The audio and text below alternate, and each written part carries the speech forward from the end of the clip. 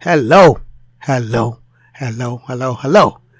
Wherever you happen to be located on this glorious planet called Earth, I hope you are having a sensational day, even or night, wherever you happen to be located.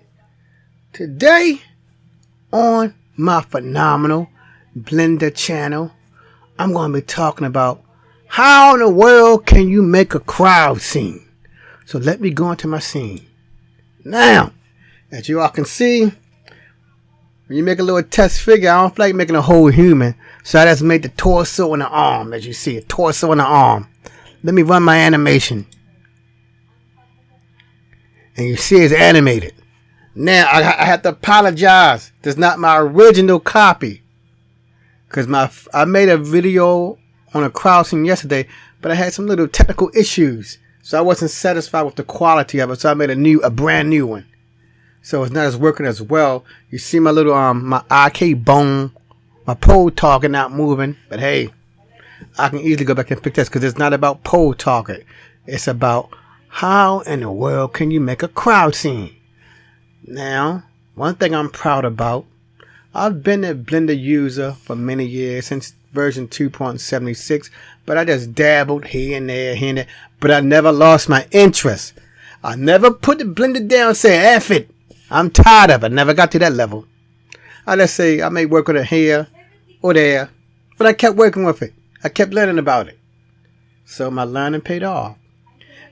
Most of the time, whenever you see somebody animate a humanoid figure or making a walk cycle, they always making just one figure. Okay, it's good to make a walk cycle with one figure, but you know, and I know, if you truly get into the world of animation, you cannot have no one figure.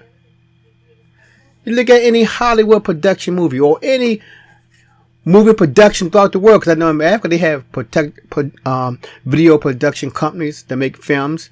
China, they have video production company. Every country basically have its Hollywood, but you know, Hollywood is just a premier movie production company. But every country have their version of Hollywood. And whenever you see a movie, never do you see no one person talking. Now, I did see one person just talking when I went to see a play. If you go to see a play, you may see one person on the stage talking. But that one person just sitting in a chair and talking to the audience and telling you about their life. It's almost like an autobiography somewhat. You're just talking to the audience, saying what's happening in their life. But if you look at any regular movie or regular television show, I don't care what country it is in, there's going to be several people in there. But anyway, a couple of days ago, I was thinking about, man, okay, I know how to do the walk cycle now. I want to take it up a notch.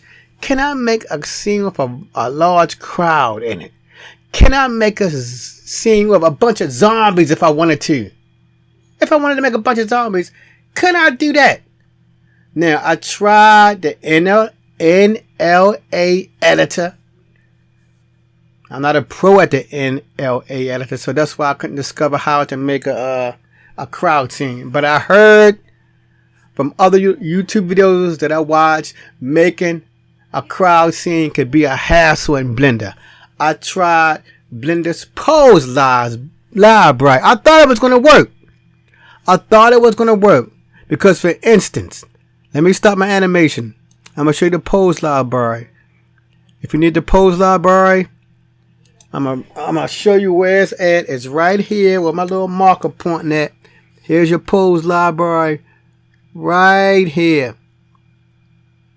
So there's no mistake about finding a pose library. And I'm gonna move there with my mouse anyway. I go to my pose. I'm gonna go to my original figure right here. Oh, I gotta give that a new pose. Well, it don't matter. But anyway, here's a pose library. I call it that pose library. Let me see if my animation's still working. Okay, good, it's still working. Now I come to this other. Let me see if I can collect this bone. Nope, I have to go back out to object mode. And I'm going to call this object 1. I'll call this object 1. and this is object 2. So that's what I'll be calling them from now on. When I went to object 2, select, I'll go to object 2. I gotta go back to object mode. I select object 2. I'm gonna go back to the pose library. Then I click right here. Look where my mouse said. I'm going over to pose library again. I click that. What's the name of this button? I chose the browse actions to be linked. Then I clicked on this one with the F pose library, and I thought it would copy the information over there. I thought it would copy information from 1 to 2. Let me see what happened. As you see, nothing happened. So that squashed my idea. I couldn't use the pose library to conveniently copy information from object 1 to object 2. It didn't work. It seemed like it should. It should work because it let me use the pose library in object 2. It should work, but it didn't. So let me stop my animation. It did not work. Let me go back to my annotate mode. Let me get rid of this. It didn't work. So I had to. Here's my object 1. I just call it object 1, yellow, Mr. Yellow. This is how I discover how to make a crowd scene. Let me click back on this. I'm gonna get rid of the orange one, or the object 2. Let me get rid of it. Oh, I gotta go back to object mode. Delete. Okay, I deleted that. I discovered I had to use a command that's been around for many years. It's been around here a long time. A long time. They're going to animate. I discovered, ladies and gentlemen, that hey, try to copy it. But when I tried to copy it, I wanted to stay away from the command Shift D. So when I did my copies, I did not use, do not use Shift D. You may be asking, why not to use Shift D? Why not? This is the reason I don't like to use Shift D. Because if you know anything about Shift D, it may make another copy of my figure. Let me see. Let me give an example. Let me go up here. Let me make another. Let me copy this. I'm gonna do Shift D. Then I'm gonna drag it on my X. Shift D. Then I'm gonna choose a material. New material. I'm in object mode. I just want to click on my mesh. New material. I click on the material button. Okay. I'm going to change the color to red. So you see, that's why I didn't want to use material. If you use the material, it looks like you have 2 images, but you don't. You really have 1 because they share the same data set. So that's the reason why I did not want to use Shift D. I wonder if the annotate tool has I have to work with some more, see if it has a marker, because I keep hitting this. The annotate tool has an eraser. Does it? I don't know.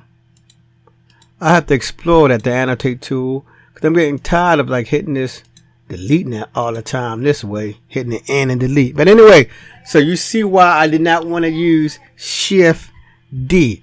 All it did was make an exact clone of what I already have.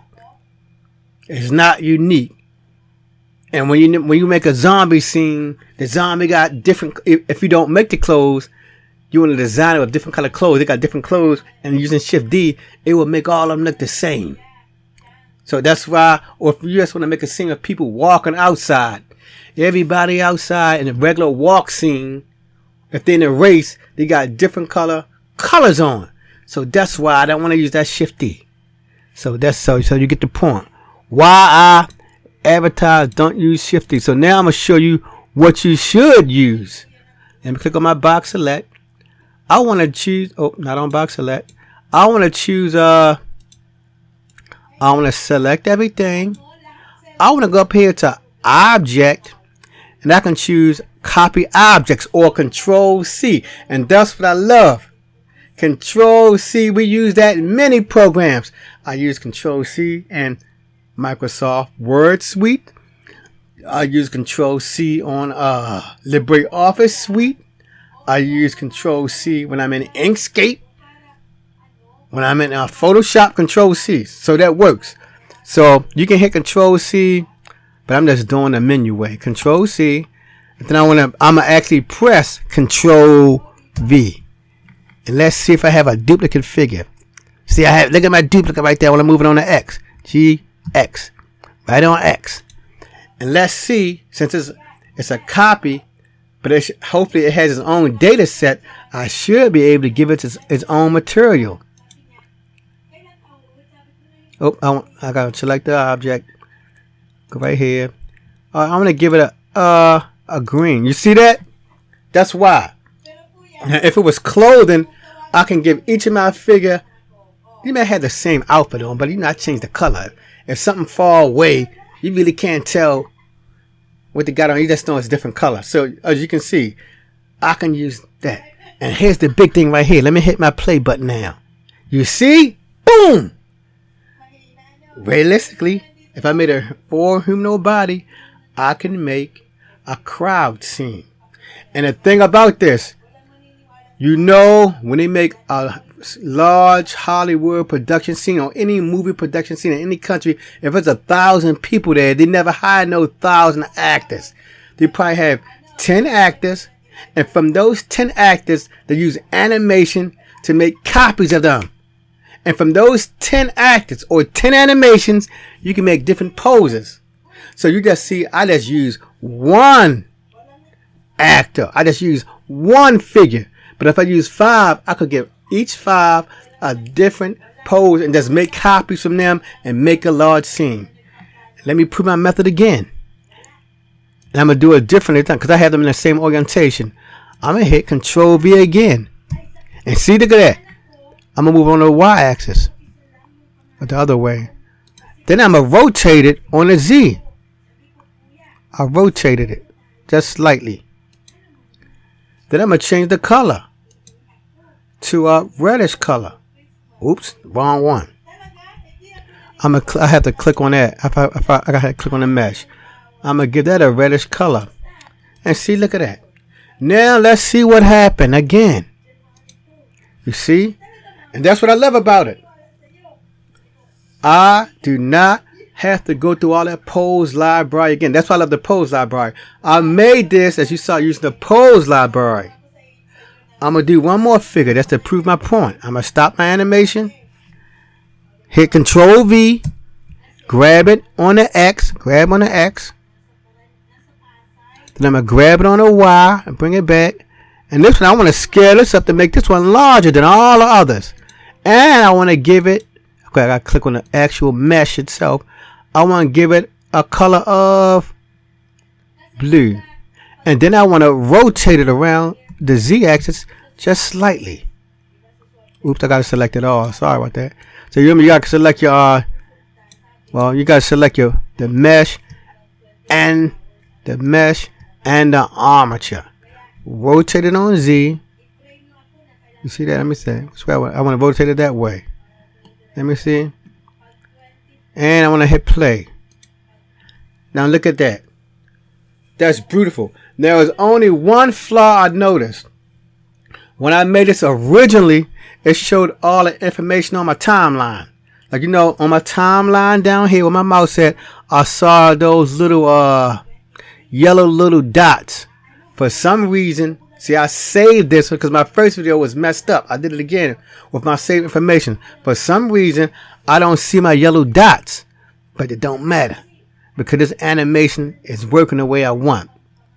So, if you enjoyed how to make a crowd scene, you can give me my thumbs up. And like I said earlier, I only use one figure. Imagine if you have 20 or 5, you can make a realistic crowd scene, or a zombie scene, a boat scene, whatever you want to. You can have people sitting down, crossing their legs. You can have people pretending they're eating at the dinner table. Anything. You just replicate that motion over and over. And remember, I only made one pose library rendition for this. Only one. And from that, you can make hundreds of identical poses. And that's going to save a lot of time. So if I say if you like it, give me a thumbs up. If you have a way that you can make a crowd scene quickly without thinking hard. So you see right here, I didn't have to do no hard thinking. I didn't have to scratch my head, read my Bible, pray to God. I didn't have to do all that. All I just did was say Control C if you want to use the keyboard, or you just go to Object like I did and copy, and boom. So if you want to subscribe. If you want to leave a comment, I welcome your comments. Until the next time, been a family. Happy 3D rendering, and I hope this idea of how to make copies or a crowd scene will come in handy. Till the next time, Blender family, peace.